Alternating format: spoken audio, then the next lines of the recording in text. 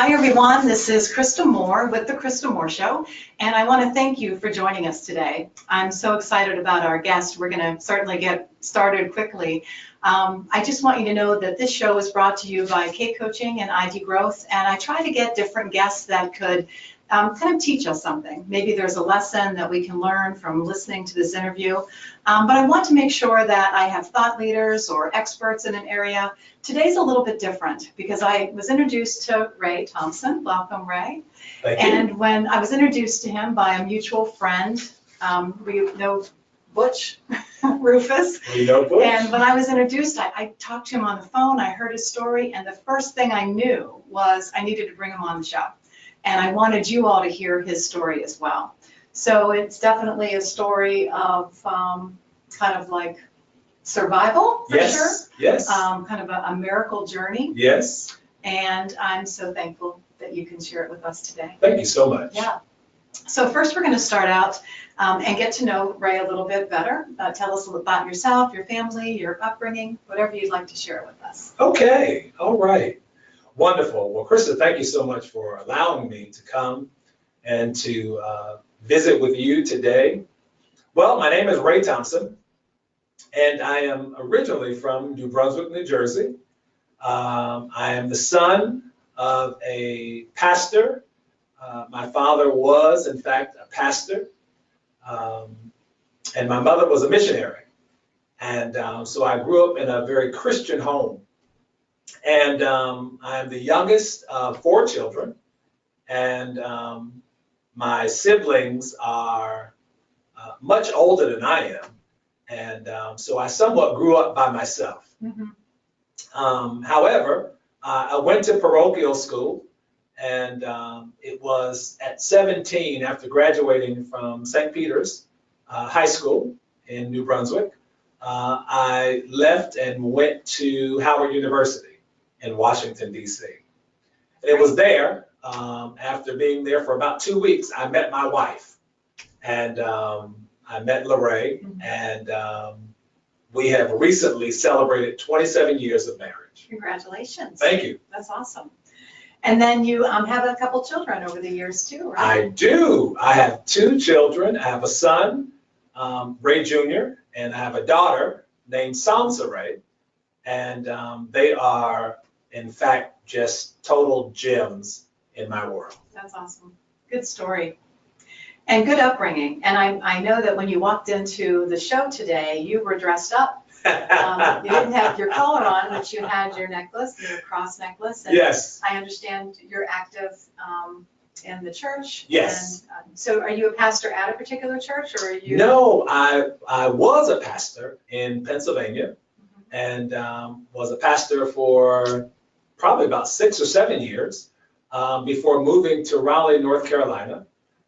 So I left the church and left the membership there. And however, I now do a Facebook Live message on every Saturday at 6:30 on Facebook Live. Great. Well, now that you know Ray as a person and an individual, I would love to walk through this story. And when I say it's a story, because it really is. I mean, yes. It takes yes. place over a 3-month period. Yes. And it's miraculous. And I wanted to also make you all aware that he wrote a book about his story. Yes. He co-authored it with his wife. And it just got published last week, 2 weeks ago? It was about 3 weeks ago. Yeah, so we have a picture of it here. And it is called 1%. And 1% is a very meaningful title. Yes, it is. And why don't you tell us why you picked that title? Well, I picked that title simply because it was through this journey that I will share that I simply came down to a 1% chance of survival. And you're here to. And I am here to tell about it. Tell us the story. Absolutely, right. Absolutely. Okay, so my first question. Let's go back to in January 2017. Yes. Were you sick? Was there an accident? I mean, what initially caused the attention to a health problem? Well, what happened for me was kind of back up to July of 2016, Mm-hmm. my wife and I renewed our wedding vows after 25 years. It was probably at that moment that things were slightly off. But we went through with the wedding, and it was a wonderful celebration. Slightly off meaning not feeling well? Not feeling the best. Mm-hmm. It was actually during the ceremony, I had to sit down in a chair. My wife was standing, and I had to sit down in the chair. And so that was a little strange. But I just assumed that I had not eaten that day, and it was no big deal. Mm-hmm. So it kind of passed.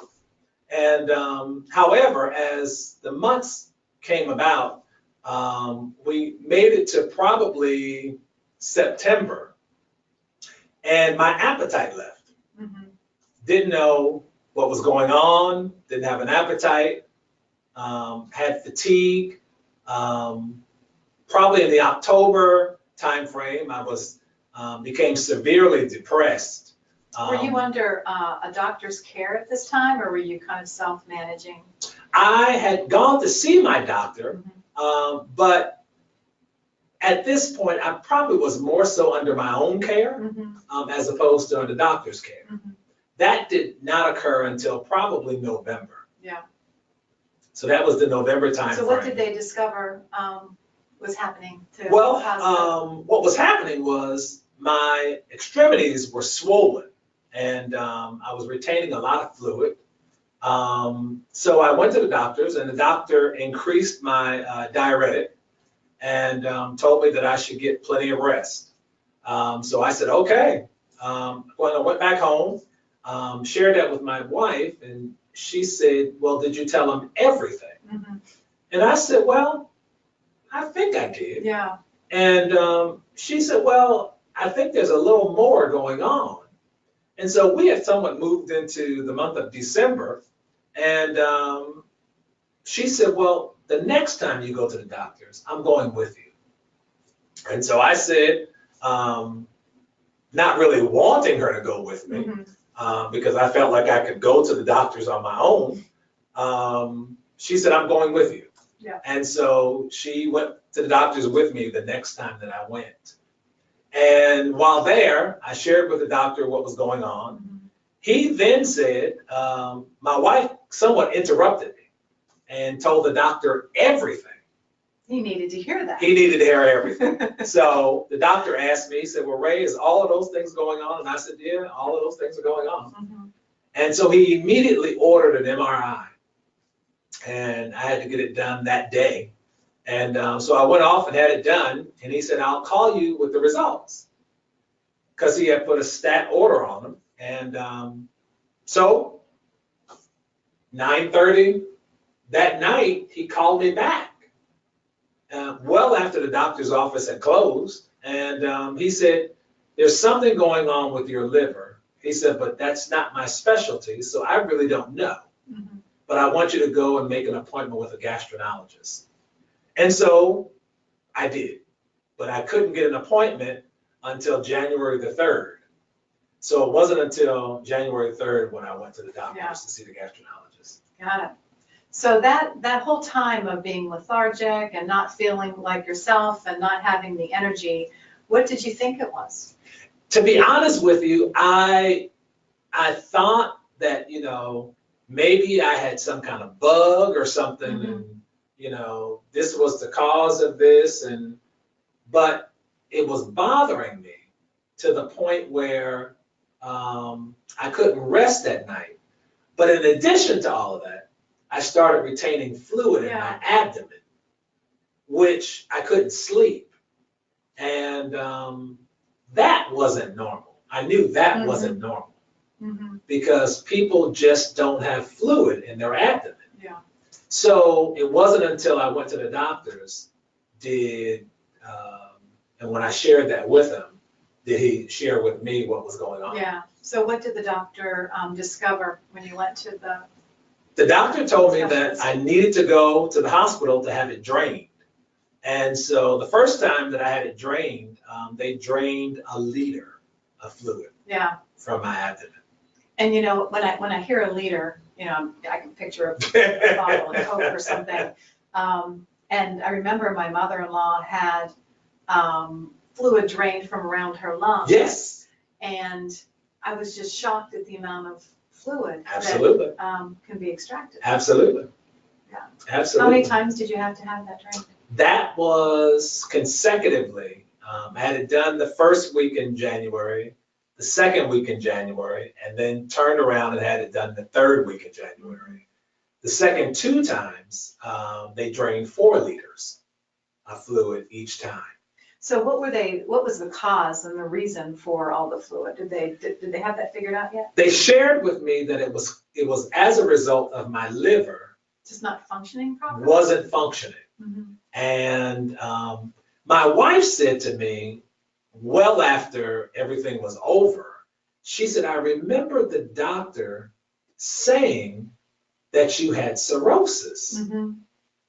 She says, but I still didn't know the extent of what was really happening. Yeah. So then what did they want to do with you? So what happened was I had a doctor's appointment scheduled for the 27th of January. And we were expecting to get some answers when I went to the doctors. Mm-hmm. Well, that particular day, my wife tried to wake me 3 times. And I just couldn't wake up. I just couldn't get moving. And she came back to the bedroom and she said, honey, she said, you've got to get up. Mm-hmm. She said, because we're going to be late for the doctor's office. So she literally sat me up in bed, swung my legs around so I could stand up, and she sent me off to the bathroom to get ready. Mm-hmm. Well, I went into the bathroom, I came out, and I was standing in front of the sink with my toothbrush in my hand. Mm-hmm. But I simply didn't know what to do next. So she came up behind me and she put toothpaste on my toothbrush and guided me to brush my teeth.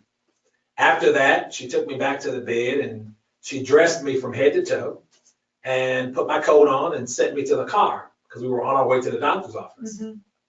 We got to the doctor's office and the doctor, my wife had a whole laundry list of questions for the doctor. Yeah, I'm sure she did. And I'm sure she told him exactly what happened that morning. She told him everything. That's a good thing. And so he said, well, I want you to go to the hospital to have the fluid drained again and have some lab work done. Mm-hmm. So we went to the hospital.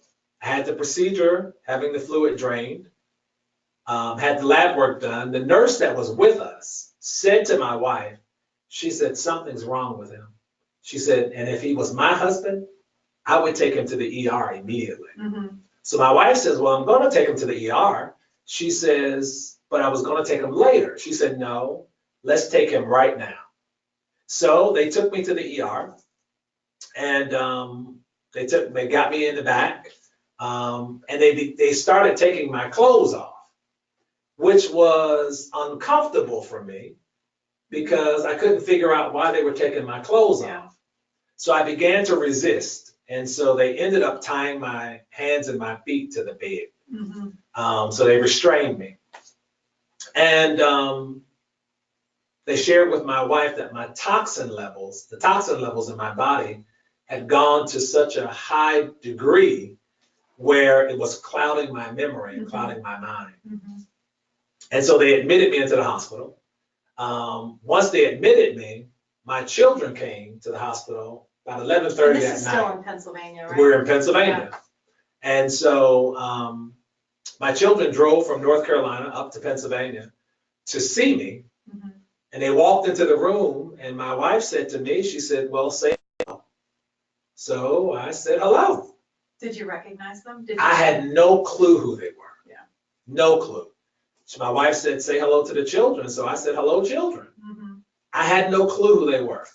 And so what happened was the next day, my memory came back.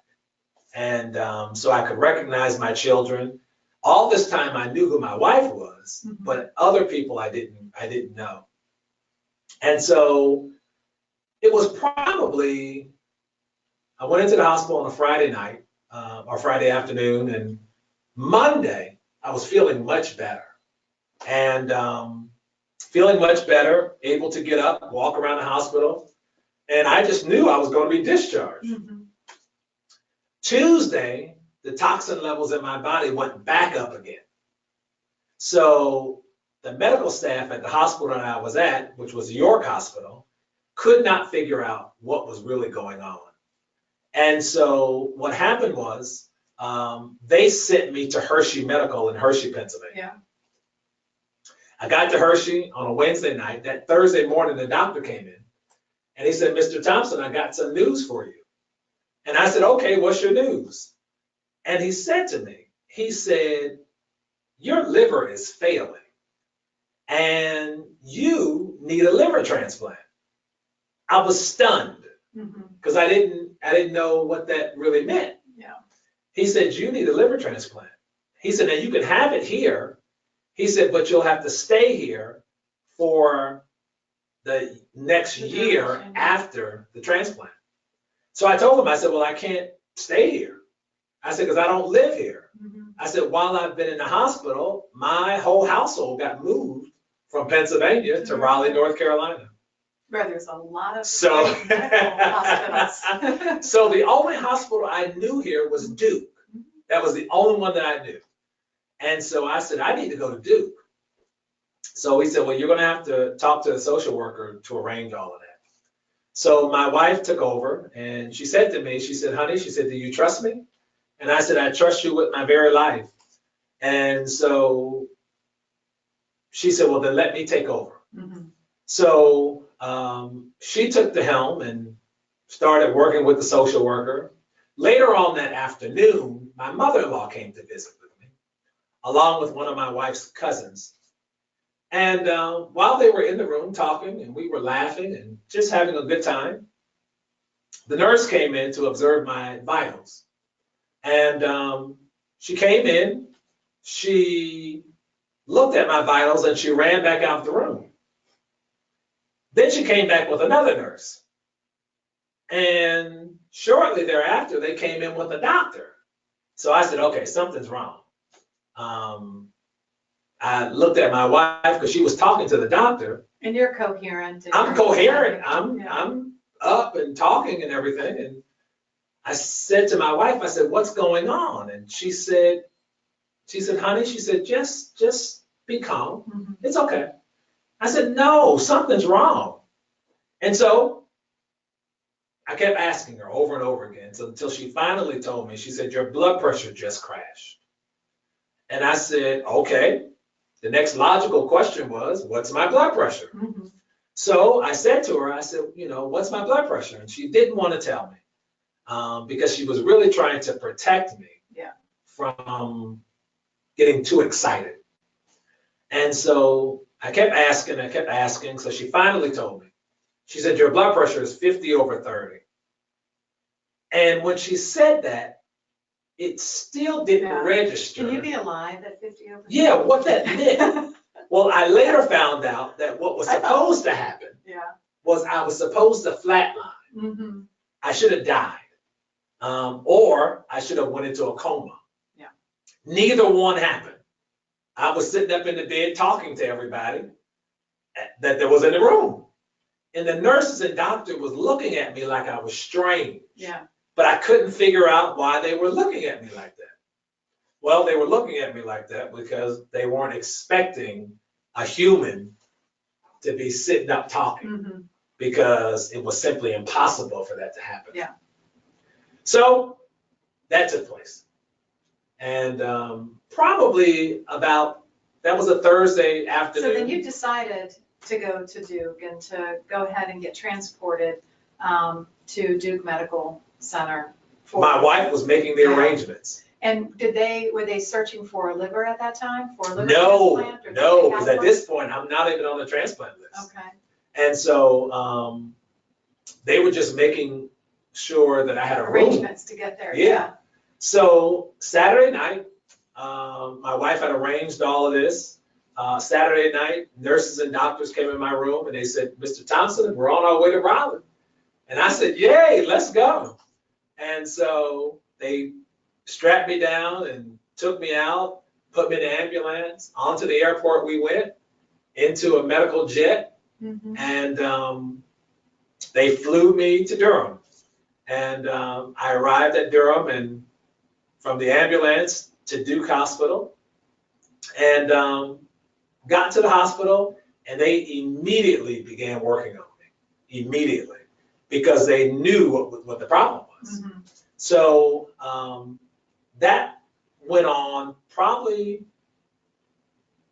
I got to Duke, it was February the 5th. It was actually Super Bowl Sunday when I got to Duke. That's a good date. It was a wonderful date. I had no idea that I would be watching the Super Bowl from a hospital bed. Yeah. But that's where I watched the Super Bowl. When I flew, I had a 50-50 chance of survival.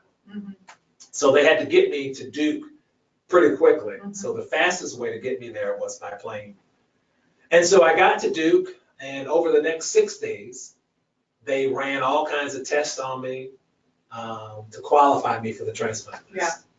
And then I understand at one point you had, soon after that, a liver with your name on it. Well, it was interesting. But then something fell through. Like, Yes, yeah. yes. So that Saturday, they came to me and my wife, and they said, "You're on the transplant list." And I said, "Yay, I'm on the transplant list." That Sunday, they came to my wife, and they said, "We got a liver. We can't even believe this. We just put him on the transplant list, and we got a liver the next day." Well, that was in the morning of Sunday. Sunday afternoon, they came back to my wife, and they said, we got to halt. We got to halt everything, because he has an infection in his body, and we have to treat this infection for the next 48 to 72 hours.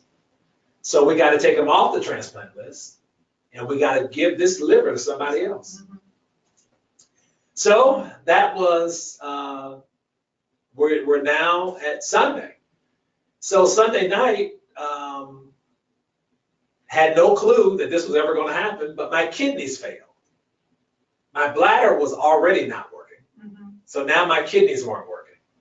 And the chances of my organs beginning to shut down was pretty great. Well, and I often hear that, once your kidneys fail, you don't really have much longer to live after that. And same with the liver, but I think the kidneys, from what I understand, are the last thing. Correct. And so at this point, they shipped me off to ICU, and they gave me at this point a 1% chance to live. And they did not tell my family because they just didn't want to give them any more trouble, add any more heartache to them. And so they gave me a 1% chance to live. And that Monday morning, my mother came to town from New Jersey. She walked through the door, and the nurse asked me, she said, "Do you know that lady?" And I said, "Absolutely." I said, "That's my mama." I said, "I know exactly who she is." So we began to talk and so forth and so on. So that was Monday. That Tuesday, I stopped talking altogether.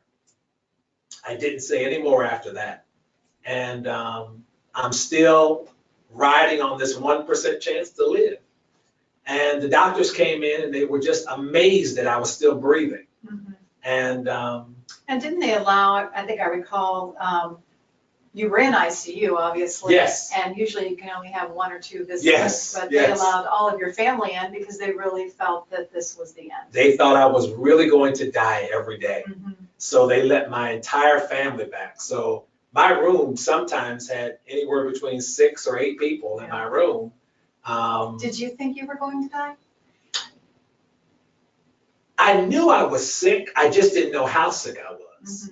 And I knew, based upon just looking at individuals, they were worried that things weren't that good. And so one particular night, I said to my wife, I said to her, I said, "Honey," I said, I want to tell you something. I said, "I don't know if I'm going to make it or not." I said, "And if I have to go home, I'm okay with that. But I also want to share with you that it's okay with me if you meet someone after I'm gone and you get married again. I want you to know that I'm perfectly fine with that."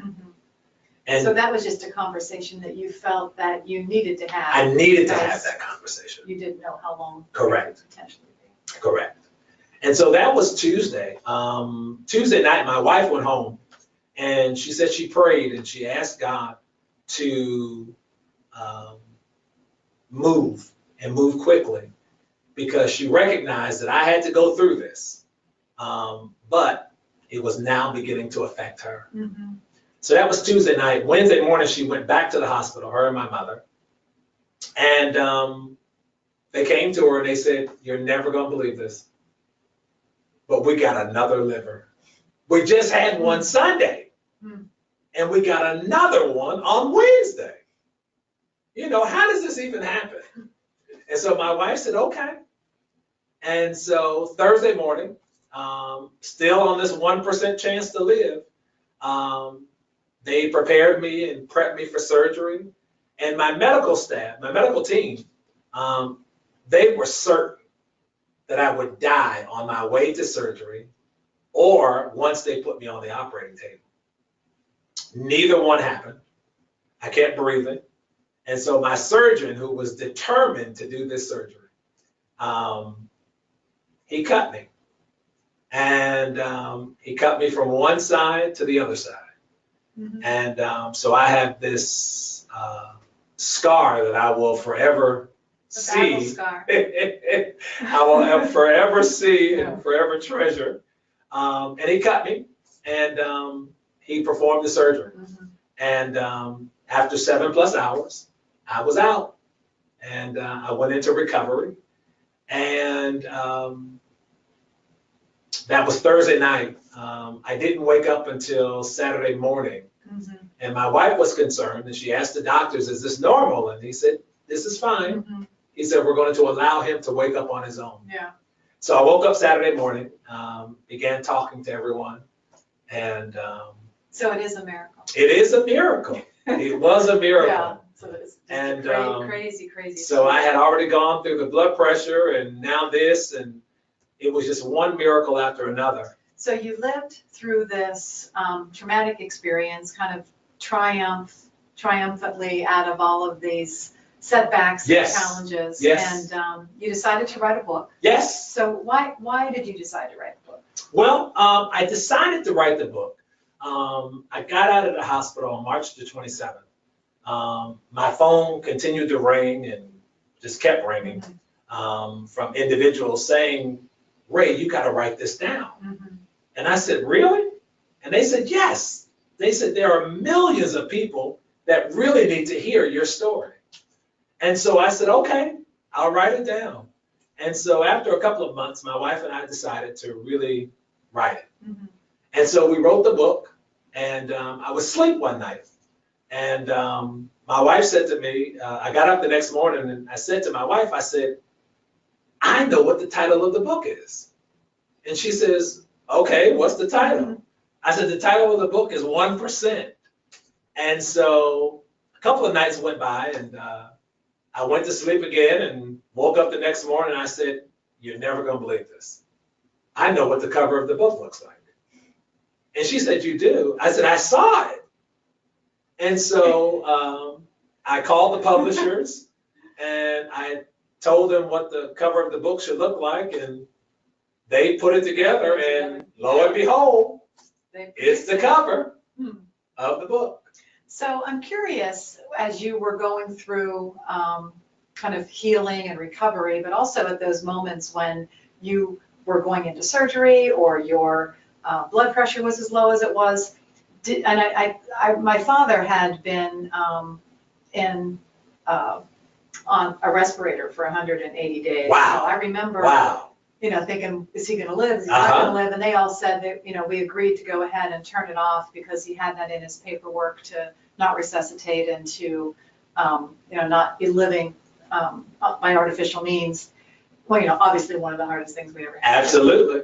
But I remember my mom and I waiting for the doctor to come back, and they said he's ready to see you. We walked in and he's just like sitting up in the chair. And they thought he was a ghost. Yes, yes. So I understand that in some cases, and in my father's case, not that time, but a time before, he actually was comatose and lived to tell a story where he really felt that he not only had an out-of-body experience, but he actually was crossing over to the other side. Yes. He had a conversation with the Lord and, was asking him, do you want to, are you ready to come over? And he saw people that he knew. I mean, he would tell the story and tears would come in his eyes because it was so vivid. But I'm just curious for you, did you experience any kind of out-of-body experience, so to speak, or is there a time when you felt that the end was near and you knew where you were going? Well, it was interesting.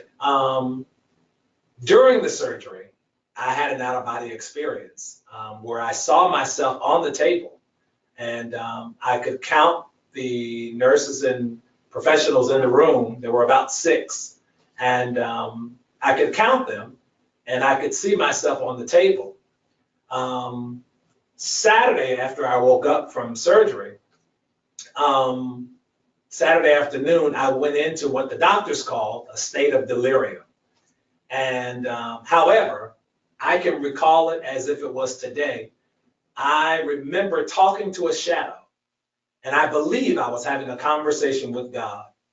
And I talked to God from Saturday afternoon all the way through Saturday night.